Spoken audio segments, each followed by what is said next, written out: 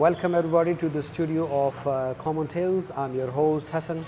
As you know, I bring you the people from around the world to interview them, to ask them questions about their lives, how they are doing. As you know, they are the real life heroes as they are facing the real life problems and they are tackling with it.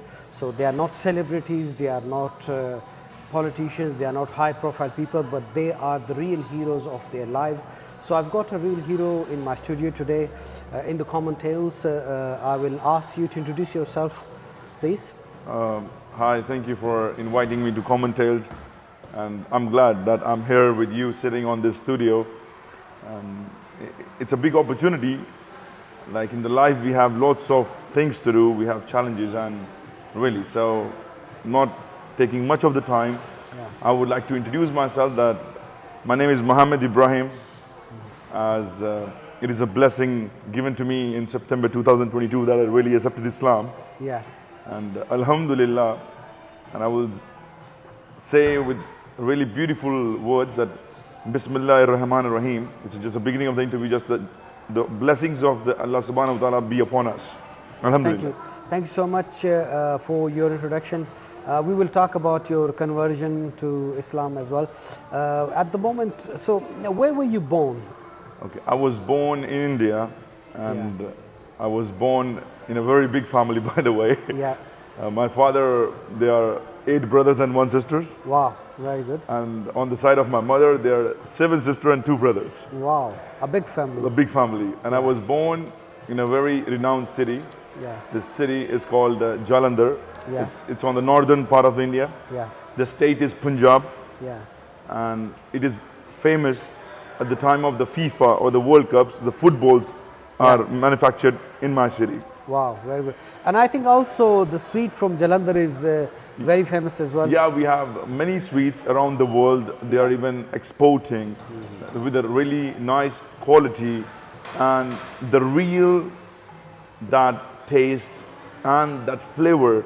The one really feel that India is full of culture and spices. Yeah. So how long have you been here in Cyprus now? Okay, I was here from 2013 and a couple of times. Almost every year I'm traveling back to India. And though I'm almost 10 years. So how do you feel when you go back to India, your friends, your schools? I mean, how do you feel after going a year or so? Okay, if you really ask me that about my friends, my first friend is my Almighty. Yeah. And the rest is this dunya, I mean this society.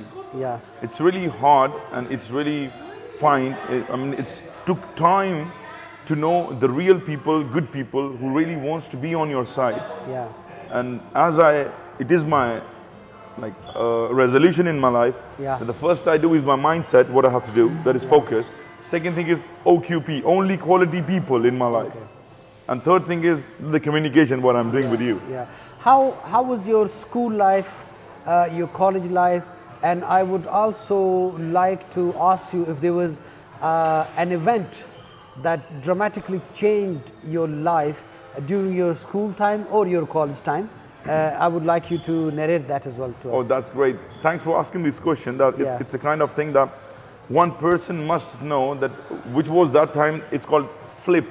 Yeah. A flip of the time. That's change is important in life. If you will not change, things will not come on your way. Yeah. So it happened when I was in my schoolings, I was studying in a boarding school. Yeah. That's one of the famous school in India. And there are only, let's say, now it's 29 states. Before it was 28. Yeah. So each state has one school. Yeah. So I was so lucky to have, like my parents did a lot of hard work and they paid a lot of money for my good education. And I spent my 7 years in the boarding school. Yeah. So this boarding school, basically we are being trained in a way, physically, mentally, regarding, let's say, on educational point of view and on the point of view patriotism. And I'm really glad that this is a palace where I studied. Yeah. It is a palace of the king of that time. Yeah. And this palace lately was now is being took over by the government. Yeah.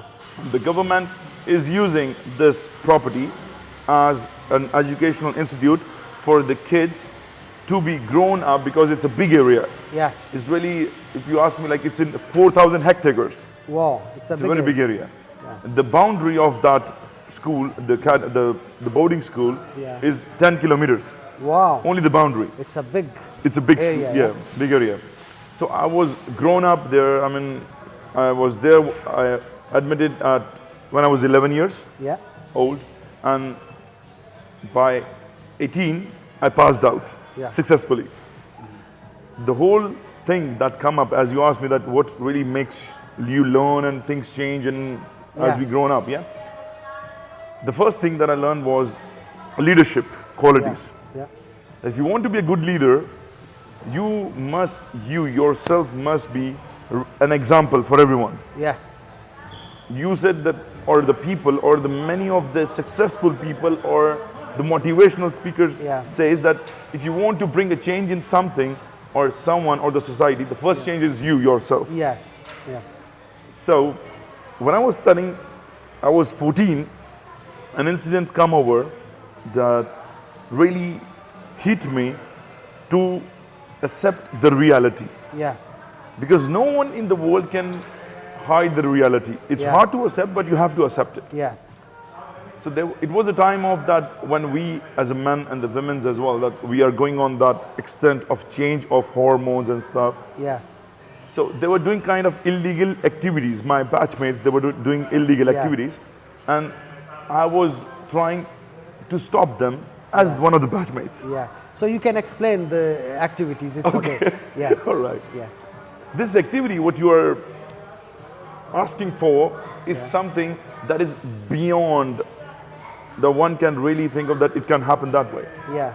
So it was at the time that during the evenings we are at our the barracks, the hostels, what we call it, and we were there, and the guys want to see the movies. Yeah. So these movies are not the normal movies, they want to see adultery movies. Yeah.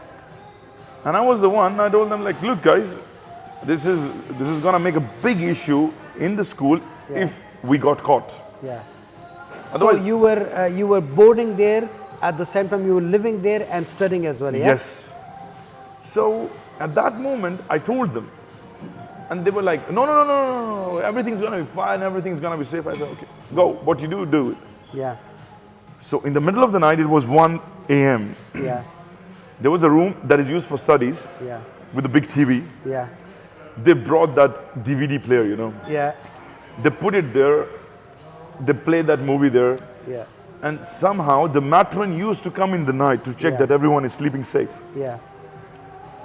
So what really happened, that the matron arrived, everyone runs away. Yeah. Leaving that movie on, leaving everything on. Yeah.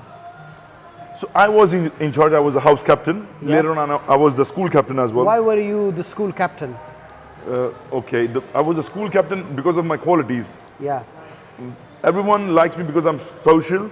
I like to learn. Yeah. I like to accept how the things can be done in a very right way. Yeah. So my commanding quality, let's say, that really brings the people, and they respect me because I never ever try to do wrong for anyone. No bad intentions. Yeah. So that thing gives me an opportunity. And although, if you really ask me, I was intelligent, but I was academically, I was an average student. Okay. There were much more other students. But you had other good social activities. Based on that, you were made the captain. Yes. Okay. If you would say that activities you said about, I was in football. I was a boxer. I played national 6 years. Yeah. Heavyweight champion. Yeah. I played hockey as a national on Indian level. Very good. And I did judo as well. Yeah. I played basketball. I was all-rounder. So we come back to the story. Yeah, exactly. Yeah. So everything is on. Yes, everything is on. The matron arrived. Yeah. So I was in charge of the house. Yeah. 60 students I held under me. Yeah. And he came close to my bed and he knocks me. Yeah. Wake up. Okay. Yes. I would like you to come with me. Where? To the study room. Yeah. I said, something wrong. He said, come over. Yeah. So when he took me there, Yeah. and he told me, you know, what's that? When I looked at the TV, I was like, really? Okay, I don't know what's happening. I was surprised, shocked. Yeah. But what's going to happen? Yeah. And lately he told me, look, I want you to wake up everyone and bring them to follow up. Yeah. So when we follow up, it has to be 60 Yeah. cadets, 60 students. So there were 40. Yeah. So 20 were missing because they ran away. Yeah. Not to their best, they ran away somewhere else. It's a big area of the school. Yeah. So they ran away, and okay, we found out the names, we wrote it up. So here comes the investigation. Yeah. So in the end of the investigations, everybody said to me that you took the charge on yourself, that you are the one who brought these things. Yeah. We played it, that's fine, but you are the one who brought it. I said, this doesn't go this way. Yeah. So everybody says it's the unity, you are over this. Everybody starts, flattering me. Yeah. You are a good student, everybody knows you, they will not suspend you and this and that. Yeah. So lately, after a week, I went to the principal's room. I said, sir, I would like to say something. Tell me. Why did you go to the principal to say that it was for the explanation of the activities? Yeah, I need to go because they were investigating. The investigation will take it too big, too long. Okay. So they wanted a scapegoat. Yes, and they want to really a statement, someone to accept, someone to take the responsibility that he is the one responsible for this activity. Yeah. Okay, I went there. He knows me, he respects me a lot. He was a brigadier, by the way, an army brigadier. He told me, I know how you are, but fine, you are accepting it. I appreciate it. But so you accepted the whole thing, that it was me who brought the television, the porn movie, yes, everything. Yeah. And it was you? Yes. Okay. I did it. He said, look, he knows me really well. He said, I know that you are not the one who does it. I mean, there is something at your back, but I don't want to know. Fine. He suspended me. Yeah, okay. 15 days. Yeah. He called my parents. Okay. That was a shocking thing for me in my life. Yeah. Third, I was being held on extra drills. Yeah. It's like a punishment. Yeah. I have to take a 10 kilos of rifle and a bag of sack. Yeah. It's again 7 kilos. And run. And I have to run for 10 kilometers, Wow. all on the boundaries. Okay. This was all in for 2 weeks. Yeah. So later on, as I'm telling you, that Almighty is always around me, protecting me. Gives me this thing in my mind that, look, there is this saying, it says, God help those who help themselves. Yeah.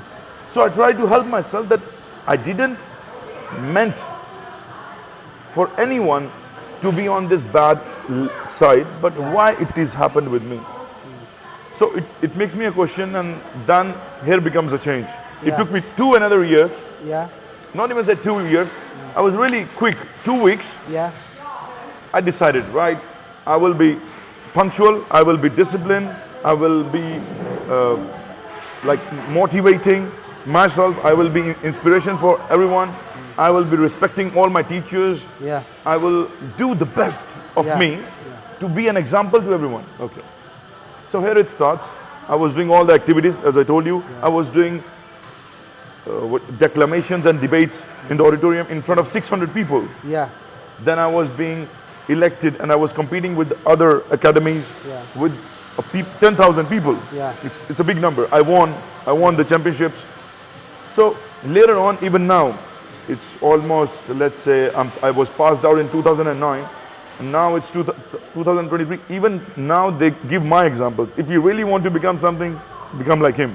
So that one incident, you were already a quality student, you were the captain, but after this incident, which was not your fault, but out of being good to your friends, you accepted that you have done it, but after that you had to create another profile for yourself to be respected again. Exactly. The thing is, when in your life you feel that this is not acceptable, it is against my respect, and your self-respect is the first thing. Yeah. When a person realizes that I have to take care of my self-respect, if you really have good intentions, right intentions, Almighty is helping you to. So was it a good incident in your life to change you, or a bad? How do you see it? Oh, it was really good. Oh, how do you say that? Why? Okay, because if that incident wouldn't happen, I would have learned so many things. First thing is patience. Yeah. I was patient. It will take time to learn, to know the right things. But why did you take it on yourself? Why? Why do I do exactly? Because out of all those people, they try to manipulate me. Yeah. They were manipulating in the way that I have a good image in front of someone. Yeah. So that good image can help them to save themselves. Yeah. And I will be punished less. Okay. They will give me a kind of... So out of this story now, what would you suggest to our audience? Should they be taking the blame on themselves? Should they trying to be taking the blame for the things that they have not done to help their friends because they are saying that you are a good guy and you will be punished less? This is what happens in life. I would like to tell your audience that one thing, that is only one thing, that you must remember, that you can never blame anyone for your mistakes. That's a truth. Yeah. The secondly is that your brain that is given by the Almighty is not something that you can't understand or you can't care. Yeah. You know everything, that this is wrong. Yeah. But even then you are doing it, it means that something is wrong, completely wrong. Yeah. So being in your conscious, you must try to do these things right away. For me, it was right. They took my advantage. A person can take your advantage.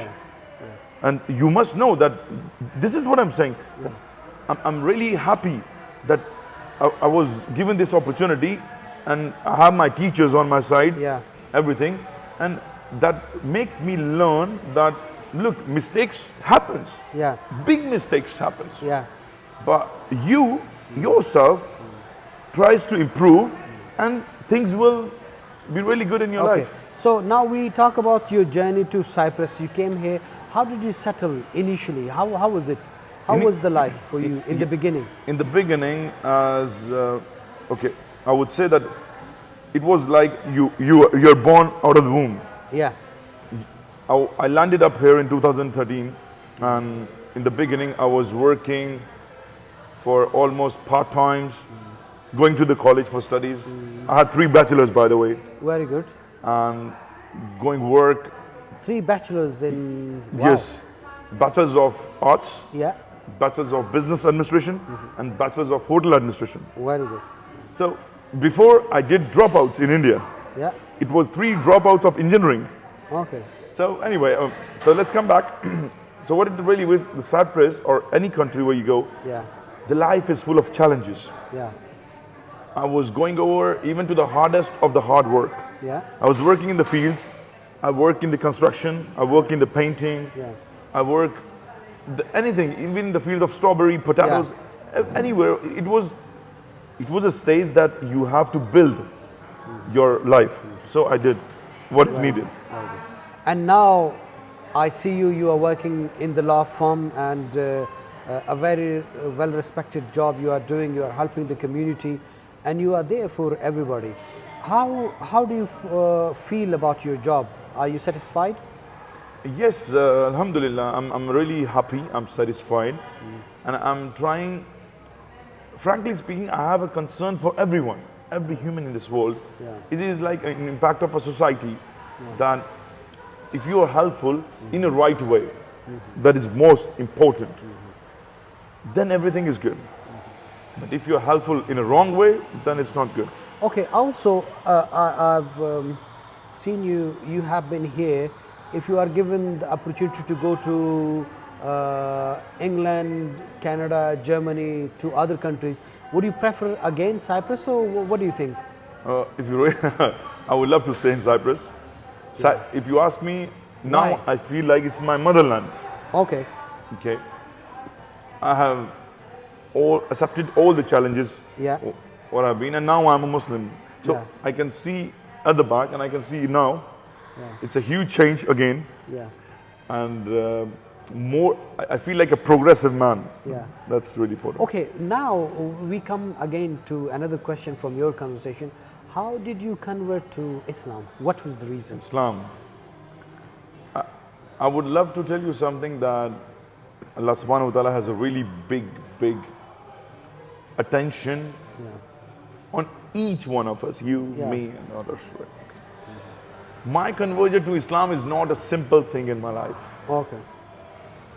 And even telling my family that I accepted Islam is another challenge. So it all started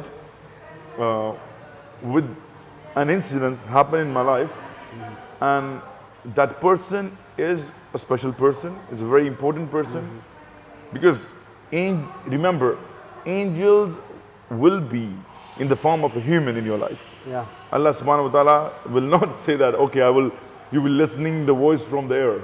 We are not that pure. Yeah. We are full of sins. So that person who came into my life, and I really felt that it is not a common thing in my life. And when a step in Islam and a growth in each level of, let's say, spirituality or a physical growth or a mental growth, everything, it is a big reason. So we can say that it's a human being because of whom you have converted the Islam. Was it your love for that person, or is it the environment or the talks, or how did it happen? Frankly speaking, it was just no motivation. It's an inspiration, I would say. Okay. The introduction of Islam through that person to me, it was like someone really don't have any concern, no values, nothing. And I, myself, I would not say even I, Almighty wants me to accept Islam. Because when I was going to the mosque, I went to Imam and I asked him, I want a book to read Salah, how to make namaz. Yeah. He told me, okay, come in the evening. He took me like a light Muslim, like, someone who just want to accept Islam and just want to read about Islam. And lately, he himself, every week he's calling me, by the way. Could you imagine that? And he really likes me.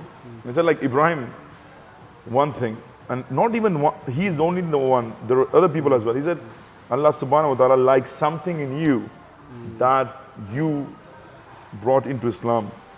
It's not a small thing. It is something, an achievement, a reward. So how do you feel now, before Islam, life now? What is the change? An amazing change. So amazing. I'm happy. First of all, this is the question that are you happy in Islam? Yes. I'm joyful.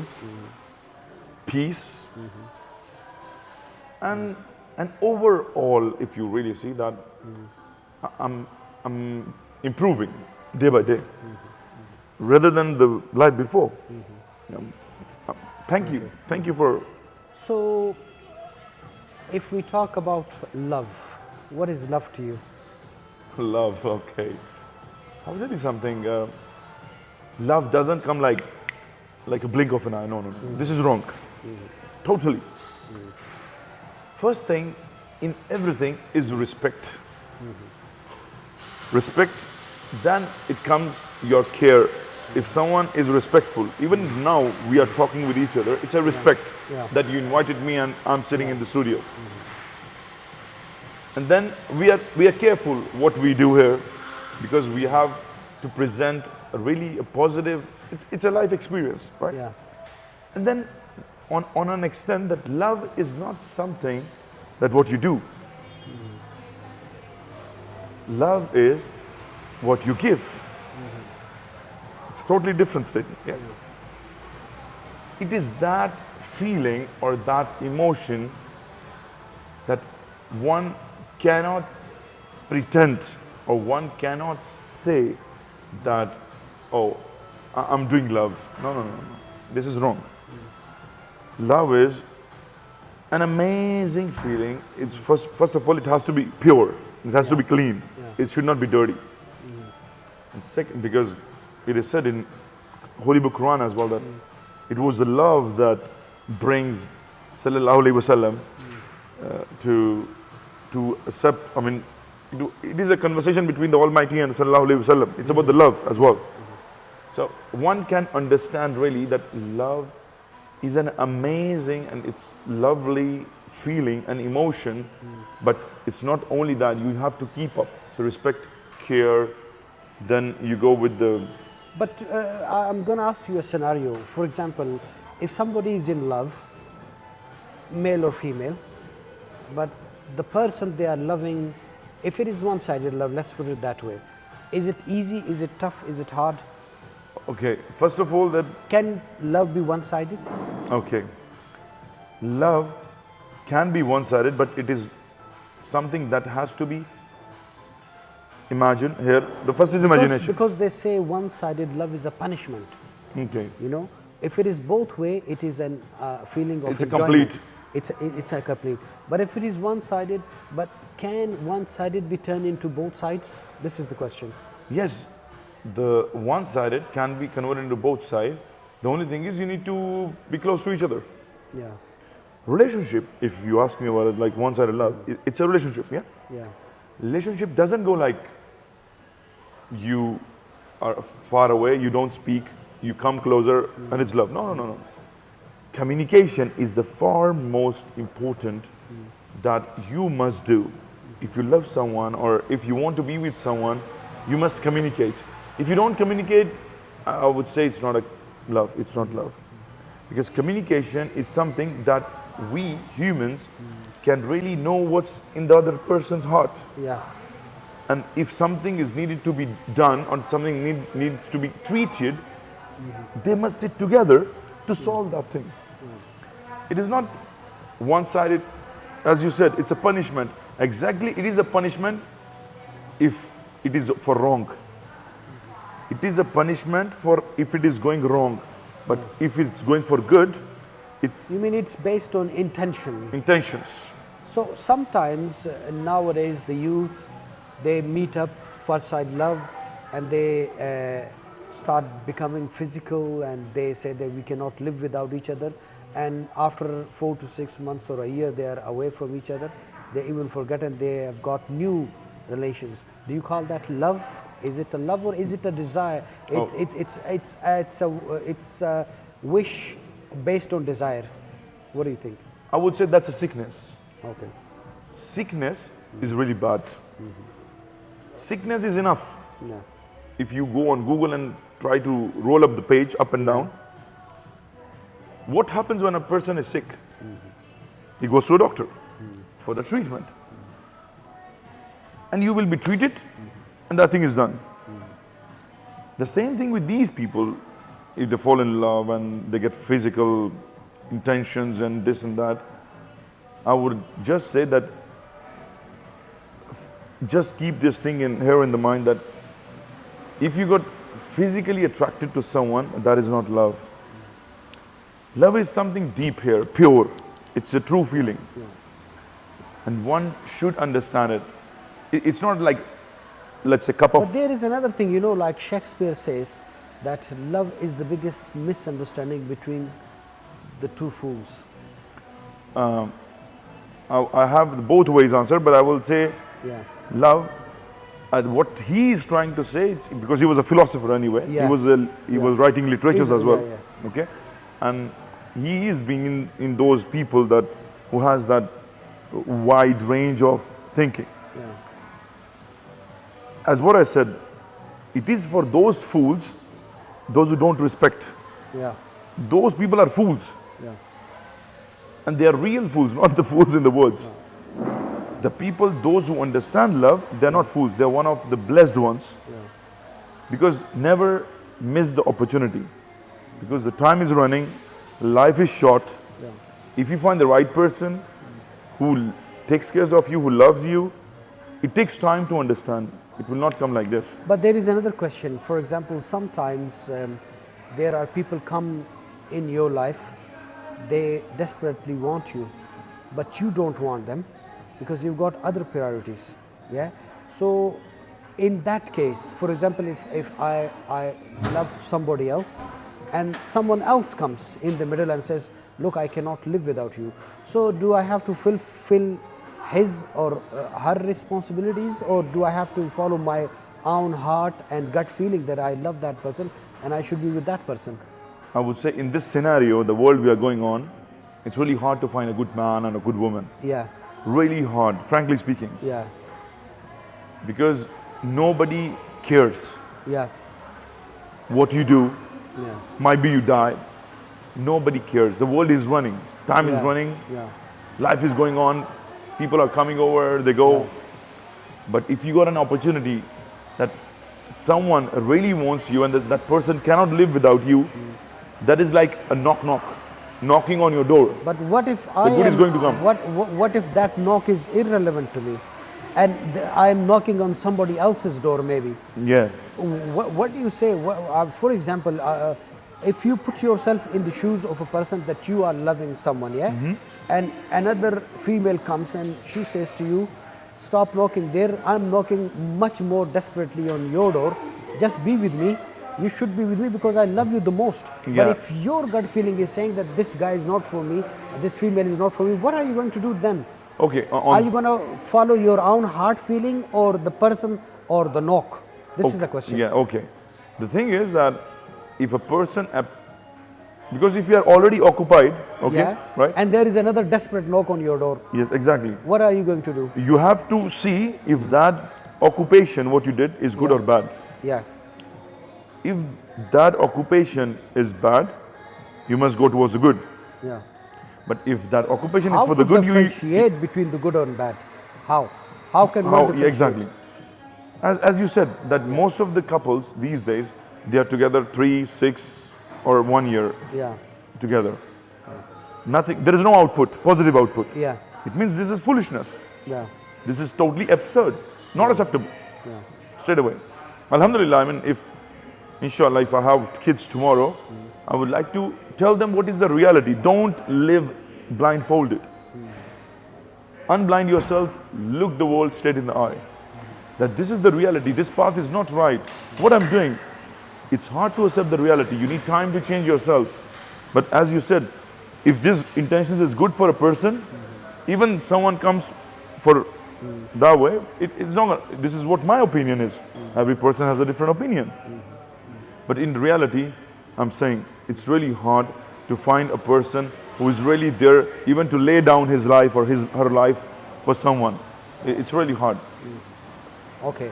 So this is another thing. Now, what are your future goals? What do you want to do in your life? Future goals, really. As I studied business a lot, Yeah. I want to be an entrepreneur. And I want everything to be with only one person in my life. Yeah. That's going to be my life partner, right? Yeah. I just need like 1%. 99 I have. I'm looking for the one. And that one is not going to be the one. It's going to be one army. Yeah. And I'm just waiting for that opportunity and things will be blessed. So do you think that sometimes your whole life can depend on one person? If it is Can the life go on with the person that we say that I cannot live without that person? Can the life go on without that person? okay, it's hard. It's hard. The reality is that it is hard. Yeah.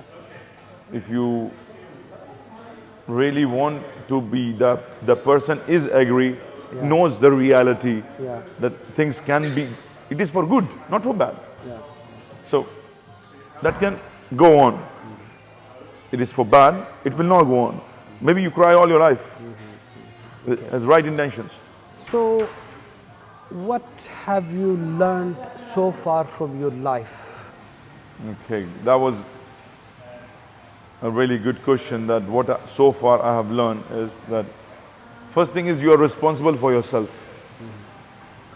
It is written in the buses in India, when you get inside, there is a big, like a leaflet. It says, you are responsible for your belongings. Yeah.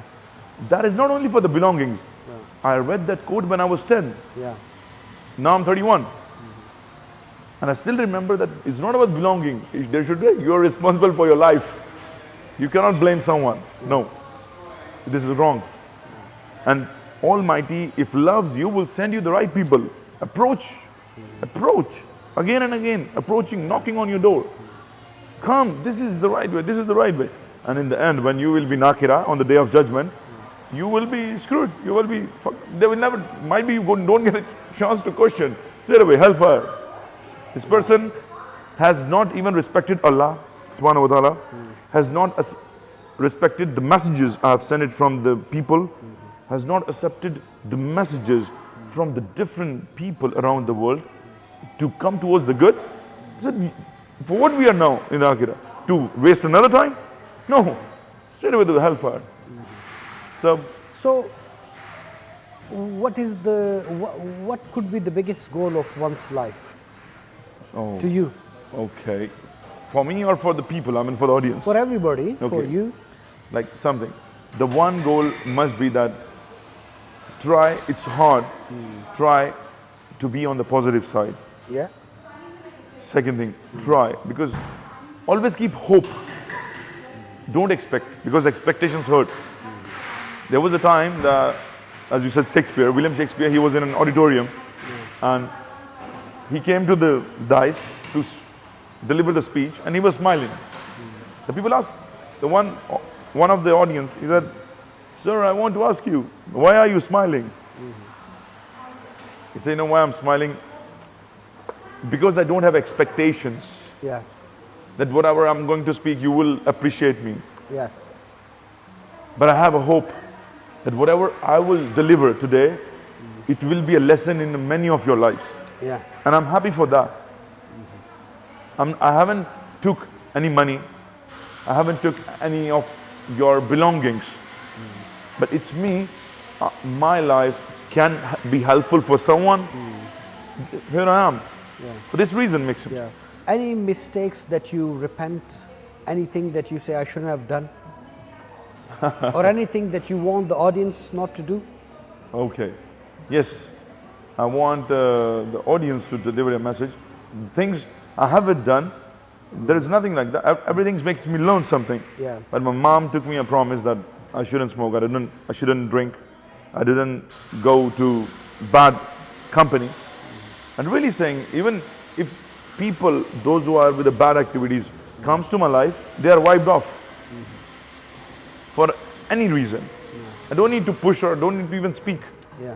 And my message to your audience is that please, it's hard to find the right time. Everybody says it's too late. No, nothing is late. Everything is on time. Try to catch that time. Because once you miss the chance, once you miss the opportunity, you will lose the people, you will lose the person, and then you will regret. But there are many people, they even don't know what they want from the life. Oh, like, for those people, yeah. Really, how I believe that Almighty is sending them the messages from anywhere of the world through mostly always believe one thing, that if someone really cares to deliver you a message regarding your own good, not of his own good, take it seriously. Don't take it like a joke, listen it from this year and it goes away, no. Do you think there should be a goal in each individual's life, a bigger goal? Yes. Why? Yes. Because if you don't have goal, the life is useless. We are not here to do all, this is not a kind of a festival or a beer festival or a festival to enjoy, to dance, to party. There are much more serious things that we are here to prepare ourselves. To prepare ourselves for the coming. Because everyone knows that we are not here for long. Yeah. All of us are refugees, aliens. Yeah. On the planet Earth, Yeah, on the planet we are aliens. We don't belong. We doesn't belong to this land. Yeah. And the time will come that somewhere else will be taken. Whatever is written in the holy books, it is a truth. And the power, that so strong power, I have seen the physical powers as well. Could you imagine that? I mean, now I'm realizing that people are blindfolded, they don't know what is reality. That's why they can't decide, they can't focus, because they do bad deeds, bad intentions. And this is not good. They will end up in something that they don't even have a thought that, oh, this is going to happen in my life. No. Stop. Come back. Go to the good. Wow. What a great thought by Mr. Ibrahim. my suggestion to the audience is that when we want to improve physically, we avoid the toxic things, the things that are not good for health, the things that are not good for our body or our actions. We always avoid those things, and we do, for example, the exercise, the good food, the good environment, the good deeds, to be on the positive side of the life, to have more strength to do more good things. And basically, from today's interview, what I've gathered is try to be on the positive side of the life, and don't think this life is just for the last time, or this life is just like this, that we are going to waste it. This life is a precious time that has been given to you on the planet Earth, in which you have to prove yourself to yourself, not to the world or anybody else. You have to ask your question. You have come to the world, what have you done? First of all for yourself, and then for the rest of the humanity, or at least for a few people. Or if you can make a few people smile in your life, that is more than enough. So I'll ask you to keep smiling and keep spreading the positivity. And thank you so much, Mr. Ibrahim. Thank it you. was a Thank pleasure you so much. having you on your program. Thank you. And audience, I'll see you on another time, on another day, in the same studio of Common Tales. Thanks for joining.